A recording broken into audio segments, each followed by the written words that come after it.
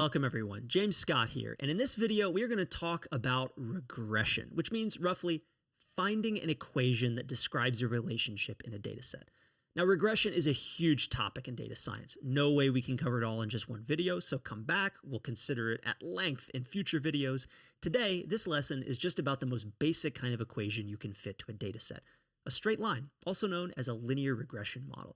So today we're going to talk about what a regression model is, how to fit one in R, and why regression models might be useful in the first place. So let's first just see a simple example of the kind of thing I mean when I say an equation that describes a pattern. You might have heard the following rule from maybe a website or an exercise guru, and it's this. If you want to estimate your maximum heart rate, subtract your age from 220. And the point about that rule is that it can be expressed as an equation that looks like this. We can write down MHR for maximum heart rate equals 220 minus age. And this equation provides a mathematical description of a relationship between two variables. There's the X variable or age, that's the predictor, the thing we know. And then there's the Y variable, maximum heart rate, the response or the thing that we want to predict. And a linear regression model is exactly like this kind of equation. It describes a linear relationship between a feature or predictor X and a response or outcome Y. And so if you want to predict Y, you would just plug in your age, whether 20 or 40 or 104 in over on the right-hand side of the equation. So this number, 220, is called the parameter of the model. There's only one parameter. It's a baseline from which you subtract your age. And a very natural question is how you would actually come up with this number 220 as your parameter for this equation. Well, you would use data, and you'd basically run a study that looks like this. You'd recruit a bunch of people of varying ages and strap heart rate monitors onto them. You'd put them on a treadmill and tell them to run really, really hard, ideally just short of vomiting to minimize your cleanup bill, and you would record their maximum heart rate along the way.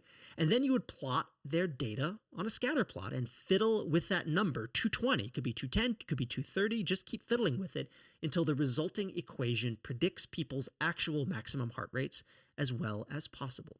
And now this last part is where you have to get a little specific. When we say as well as possible, we're asking how big the errors that the model makes are on average.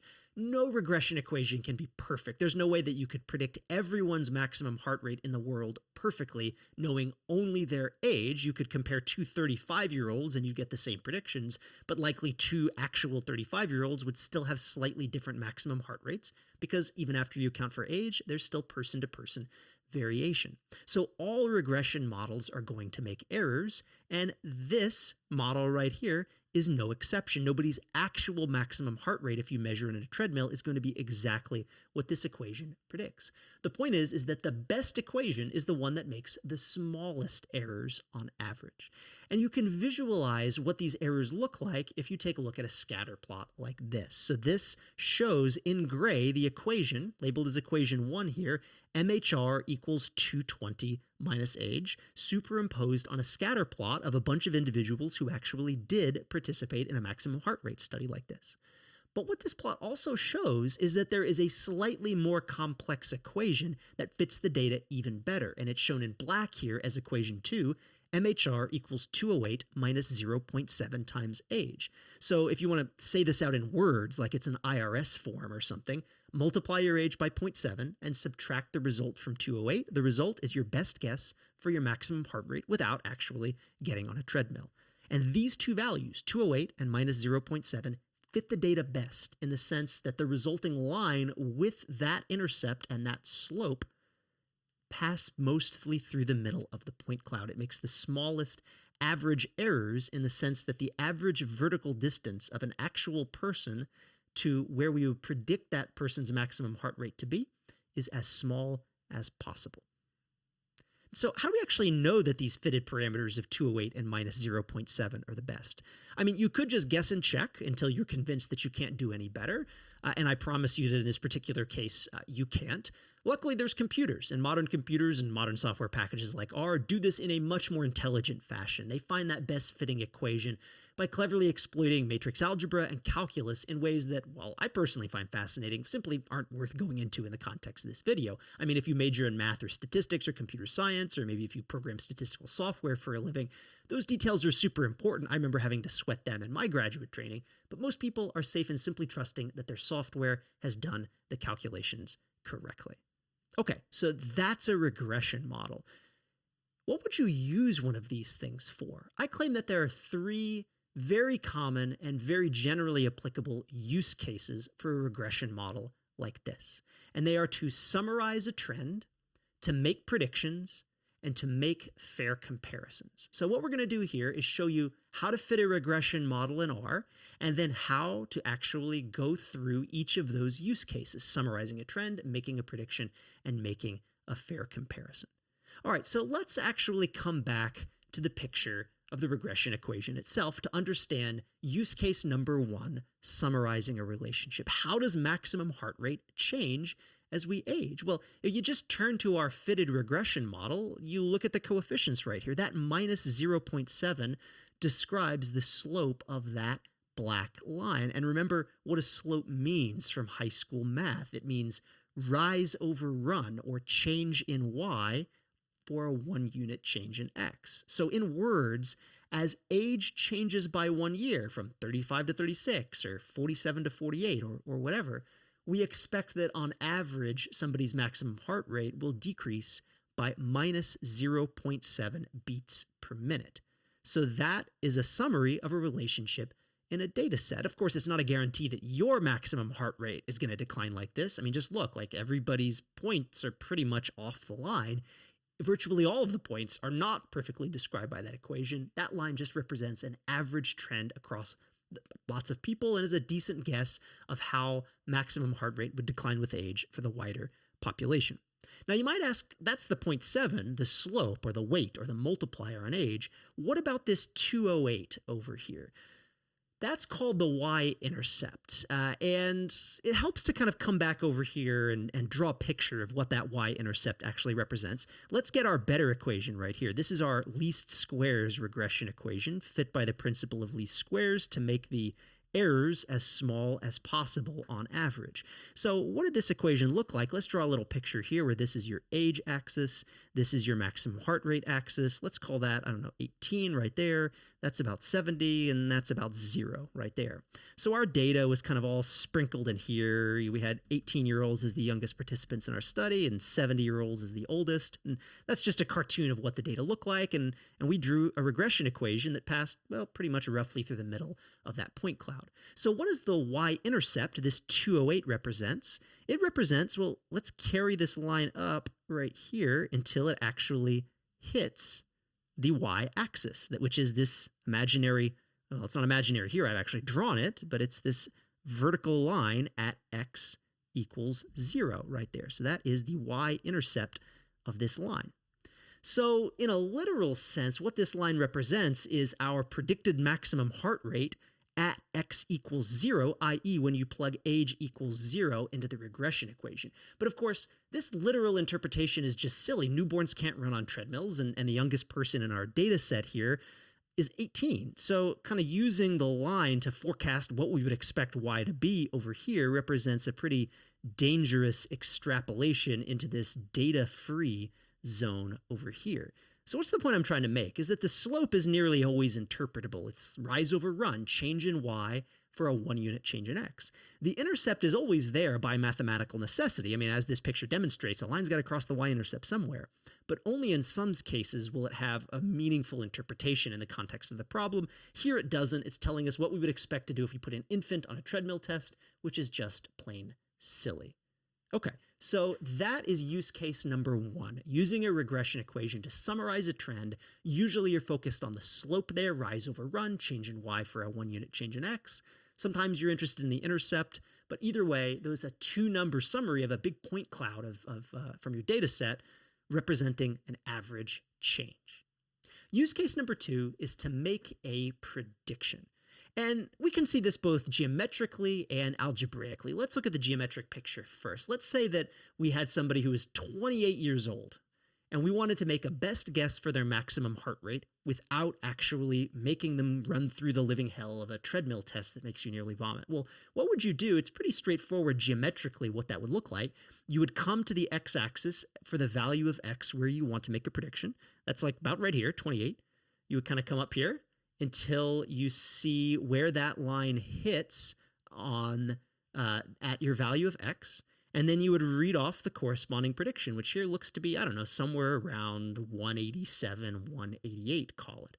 So that geometric picture is exactly the way you would use a regression equation in order to make a prediction. Let's actually turn to what that looks like in terms of the equation itself. Could use a new piece of paper for this one. So let's rewrite our equation up here. MHR equals 208 minus 0.7 times age. And let's say that we have our hero called Alice, and Alice has age equals 28. Well, all we would do algebraically is plug age equals 28 into this equation. So you would get her predicted maximum heart rate, and we'll call that MHR hat. That's not her actual maximum heart rate. That's just a prediction, hence the hat. Pretty useful notational convention in statistics.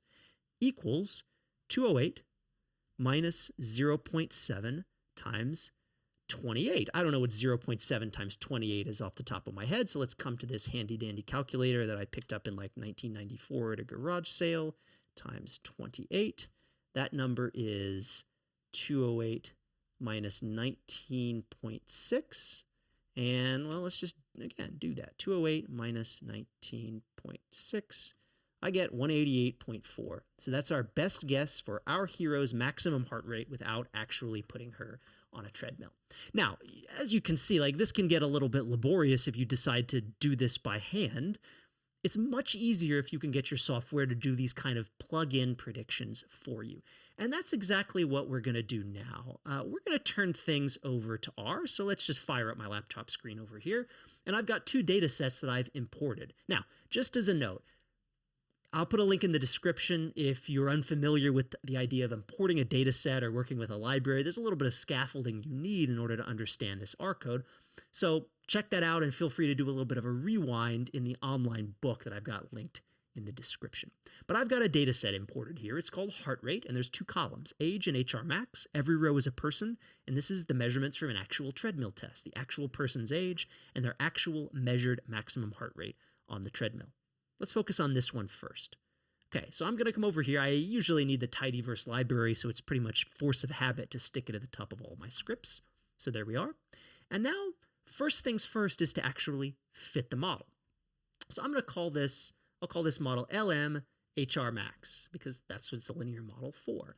And the LM function, that stands for linear model, is your workhorse for linear regression in R. Let me come back to the data set over here. My outcome is going to be HR max, and my X variable or my predictor is going to be age. So I'll write this as HR max by age, and that's the convention in a linear model. The Y variable goes on the left-hand side of the tilde. The tilde roughly means by, or modeled according to.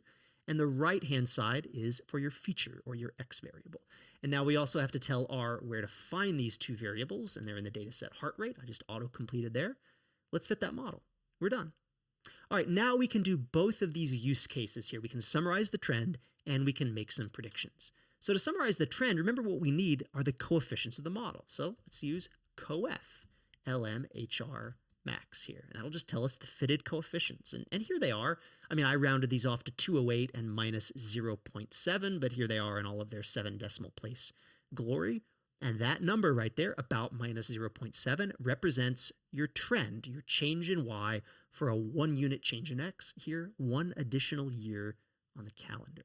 All right, so that's summarizing the trend. What about prediction? Well, in order to predict, we have to know what values of age we want to generate our predictions for. And the easiest way to kind of make this workflow simple in R is if you actually have a separate data set containing your test points, the points where you want to make your prediction. So here, I've got exactly that. I've got 10 hypothetical people of varying ages in a data set called heart rate test that I've imported into R. And there's one column simply called age. And you notice that's important. It has to be called age, because in our original data set that we used to fit the model, the X variable was also called age.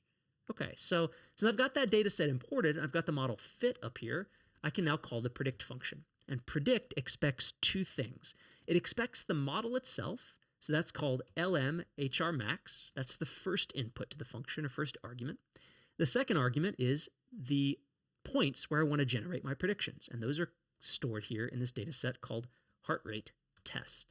So if I execute this line of code, what I'm going to get are 10 numbers. These are 10 predicted maximum heart rates corresponding to the 10 hypothetical individuals in my heart rate test data set. And they line up on a one-for-one basis. So this first person in the data set, a hypothetical 69-year-old, we would predict their maximum heart rate to be 160 and change. This fifth person here, who's 26, that corresponds to the fifth prediction. We would predict their maximum heart rate based on their age to be 190. So all that's going on under the hood here in this predict function is exactly the kind of algebra that you saw right here. It's just using R rather than a calculator from the 1990s and a little bit of scribbles on a page. All right, so we've got the basic workflow here. You fit the model, and then you can extract the coefficients using the coef function and make predictions on new data points using the predict function, which expects the fitted model and the new data points where you want to generate those predictions. So that's 2 of 3 very common use cases, summarizing a trend and making a prediction. The third use case doesn't have a standard name in statistics. I like to call it making fair comparisons. Others might use a phrase like statistical adjustment or statistical correction. But as you'll see, all it entails is subtraction. Okay, so here's the idea. Regression models help us make fair comparisons that adjust for the systematic effect of the X variable in your model. So to understand this idea, I think it helps to compare 2 hypothetical people whose maximum heart rates are actually measured on a real treadmill test. Let's come back to our piece of paper over here. So we've got our hero, Alice, age equals 28, whose predicted maximum heart rate was 188.4. Now let's say her actual measured maximum heart rate, actual MHR, was 185. Fair enough. Now let's compare her to somebody else. Let's call this person Brianna, and let's say that Brianna has an age equals 55. And let's say that Brianna's actual maximum heart rate, actual MHR measured on a real treadmill test, let's say that this was equal to 174. Again, I'm just making these numbers up. These are entirely realistic. Let's compute Brianna's predicted maximum heart rate. So based on her age, her MHR hat here would be 208 minus 0.7 times 55. I'm not going to bother to kind of go through the details of the calculations there, but if you do that, when the dust settles, you end up with the number 169.5. All right, so let's ask the question, which of these 2 individuals, Alice or Brianna, has the higher maximum heart rate? Well, in one very direct sense, it's obvious. Alice's actual maximum heart rate is 185. Brianna's maximum heart rate is 174. That's 11 beats per minute higher for Alice. But we know that maximum heart rate declines with age. We saw the scatter plot, right? It looked kind of like this scatter plot right here. All this is just the cartoon, not the real thing. We know that age predicts a decline in maximum heart rate. So that's kind of not an interesting question to compare the absolute heart rates. It's much more interesting to compare an age-corrected or an age-adjusted maximum heart rate. So let's do that. So for Alice, we have the actual minus predicted. And what's that? That's going to be 185 right there, minus 188.4, which we got from the regression equation. And that number is minus 3.4. And what if we do the same thing for Brianna?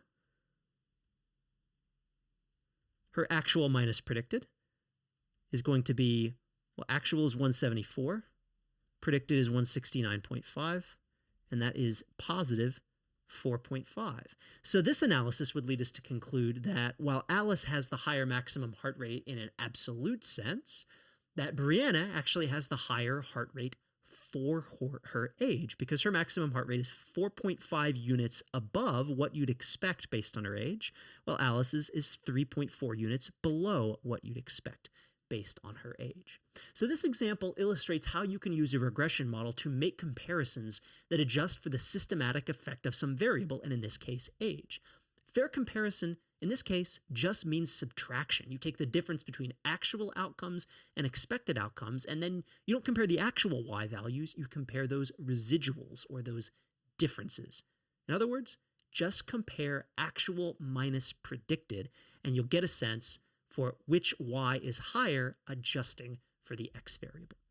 Okay, so we covered a lot. We covered what a regression model is, how to fit one in R, and what the 3 use cases for regression: summarizing a trend, making a prediction, and making a fair comparison. In future videos, we'll dive a lot more into the subtleties of using multiple regression models to answer interesting scientific questions. So until then, have fun and keep coding. See you next time.